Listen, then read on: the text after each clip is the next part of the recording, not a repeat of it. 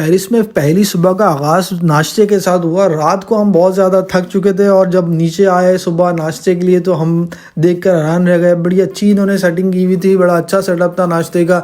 इसी तरह से मशरूम ऑमलेट और तरह तरह की चीज़ें ऑर्डर पे तैयार की जा रही थी।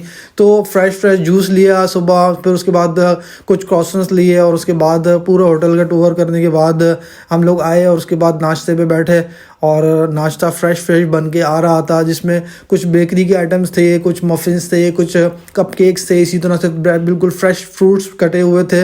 इसी के साथ साथ जो है वो ज़ाहिर है जो इंग्लिश ब्रेकफास्ट होता है उसके हवाले से भी काफ़ी सारी चीज़ें थी। इसी तरह से ड्राई फ्रूट्स थे, केक्स थे, ब्रेड थी, जैम्स थे। इसी तरह से ये आपके क्रॉसन्स देख रहे हैं, फ्रेश ब्रेड्स हैं, मुख्तलिफ़ तरह की टीज़ हैं। तो ये सारी चीज़ें अवेलेबल थी यहाँ पे नाश्ते में। बहुत ज़्यादा तो हमने खाना नहीं था, थोड़ा सा मैंने सीरियल लिया और कुछ जूस लिया। उसके बाद मशरूम ऑमलेट मैं पसंद करता हूँ तो मैंने ऑर्डर पे बनवाया था।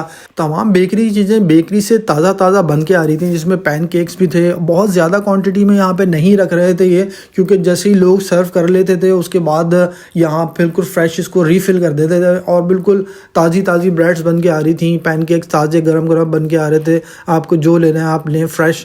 इस तरह से जो है वो हमने नाश्ता यहाँ पे बड़ा अच्छा कर लिया और उसके बाद हमने सोचा कि चलो अब आगे की तरफ चलते हैं। लेकिन जब कॉन्टिनेंटल ब्रेकफास्ट की बात आती है तो इतनी ज़्यादा चीज़ें अवेलेबल होती हैं आपके पास, तो आप छोटी छोटी चीज़ें भी खाएं तो आप वो काफ़ी ज़्यादा हो जाता है। ज़ाहिर है अगर आप टूरिस्ट होते हैं, ख़ासतौर पर कहीं ट्रैवल कर रहे होते हैं, तो इन चीज़ों से आपने बहुत ज़्यादा अवॉइड करना होता है कि रास्ते में ज़ाहिर है आपको अगर आपने बहुत ज़्यादा खा लिया तो आपको सफ़र में प्रॉब्लम हो सकती है।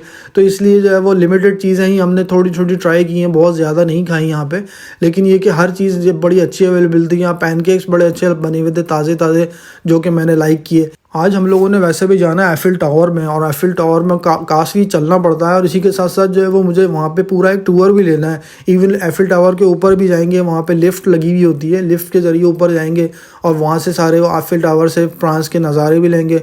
मेरी वाइफ को पोस्ट एग बिल्कुल सॉफ्ट पसंद है, लेकिन वो जो बना के लेके आए थे वो थोड़े हार्ड बना के लेके आ गए थे पोस्ट एग्स। तो फिर उनको रिक्वेस्ट की तो उन्होंने बहरहाल दोबारा बना के ला के दे दिए, बिल्कुल फ्रेश ताज़े ताज़े। यानी इसका मतलब है कि जो स्टाफ था बहुत ही अच्छा था, कोऑपरेटिव था। सिर्फ उनको एक दफ़ा बोला तो बिल्कुल फ्रेश दोबारा से बना के लेके आ गया, बड़ा अच्छा। इसी तरह से कॉफ़ी वगैरह, ये कि आप जितनी भी चाय पी सकते हैं, आप जितनी भी चाय टी भी पी सकते हैं, तो बहुत ज़्यादा अच्छा इनका निज़ाम था। नाश्ते के फ़ौरन बाद हमें एफिल टावर के लिए रवाना होना है। दिन बड़ा छोटा है, हमें कोशिश ये करनी है कि ज़्यादा से ज़्यादा इसको अवेल करें, क्योंकि ज़ाहिर शाम में वापस आना होता है। एफिल टावर का ज़ाहिर टूर लेना, काफ़ी ऊपर भी जाना है हम लोगों ने। एफिल टावर की आज पूरी बुकिंग करवाई हुई है हम लोगों ने। ये तमाम व्यूज़ में आने वाली वीडियोज़ में आपके साथ शेयर करता रहूँगा, इसीलिए अगर आपने अभी तक मेरे चैनल को सब्सक्राइब नहीं किया है, मुझे टिकटॉक, इंस्टाग्राम या फेसबुक पे फॉलो नहीं किया है, तो फॉलो ज़रूर कर लीजिएगा। मैं हूँ अहमद जमशेद। चले मिलेंगे नेक्स्ट वीडियो में, अपना ख्याल रखिएगा। अस्सलाम वालेकुम, अल्लाह हाफिज़।